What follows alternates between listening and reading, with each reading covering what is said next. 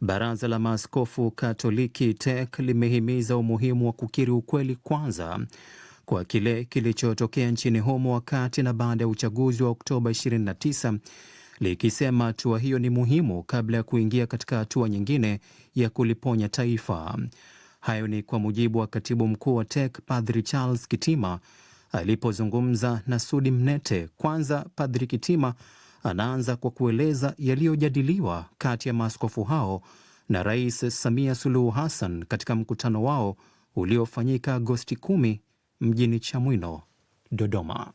Wameongea juu ya watu kupatana, lakini katika kupatana kukiri ukweli juu ya yaliyotokea tarehe 29 Oktoba 2025, lakini vile vile kuponya nchi kutokana na yaliyotokea. Upatanishi huu unaozungumza askofu ni wa namna gani? Mauaji yalifanywa na nani? Kama serikali sasa hivi inavyotaka kuweka vitu katika tume zilizokuja, wameonyesha watu wameuawa 518. Waliuawa na nani? Alikuwa na uhalali wa kuwaua au nini? Sasa hayo ndio tuongee. Alafu baada ya pale, taratibu zingine serikali endelee na taratibu za kuweka maisha ya kijamii na kisiasa yaende vizuri. Na kwa maana hiyo, ili swala limeumiza watu na limechafua sura ya nchi yetu, na hili sio jambo jipya. Litokea Kenya, mliona lilotokea nchi mbalimbali, ndio watu wanavyofanya. Kuna kitu kipya. Ipo ishara ya yale ambayo mmewasilisha kwa Mheshimiwa Rais yatasikilizwa? Na imani Rais atafanyia kazi kwa taratibu. Kuna kasoro gani kwa jitihada hizo zinazofanywa na Rais kwa sasa? Zimeundwa tume,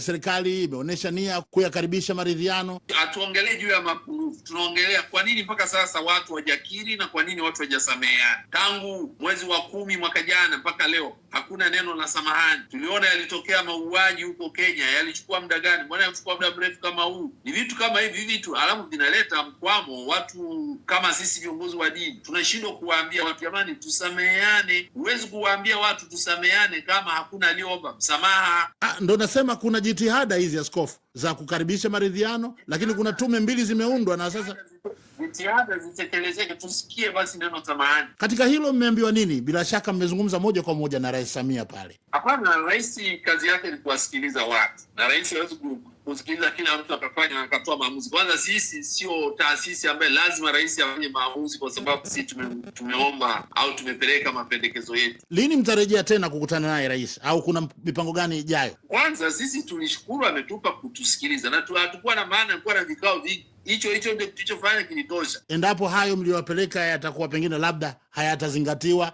sasa hatuwezi kuongelea hilo kwa sababu kwa nini tuweke mazingira kwamba hayatasikilizwa? Sisi tumempa mawazo.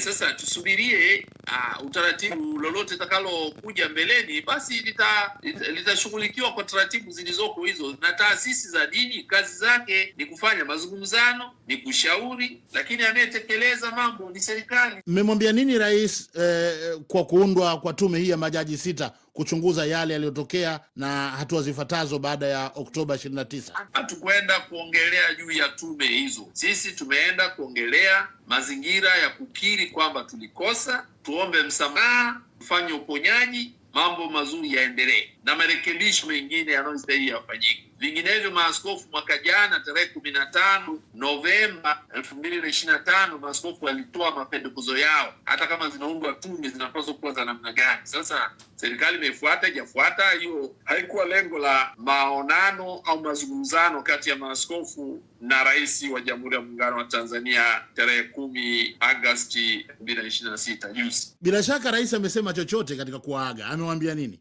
Rais amesema nimewasikiliza, tuko pamoja, tunashukuru kwa ushauri.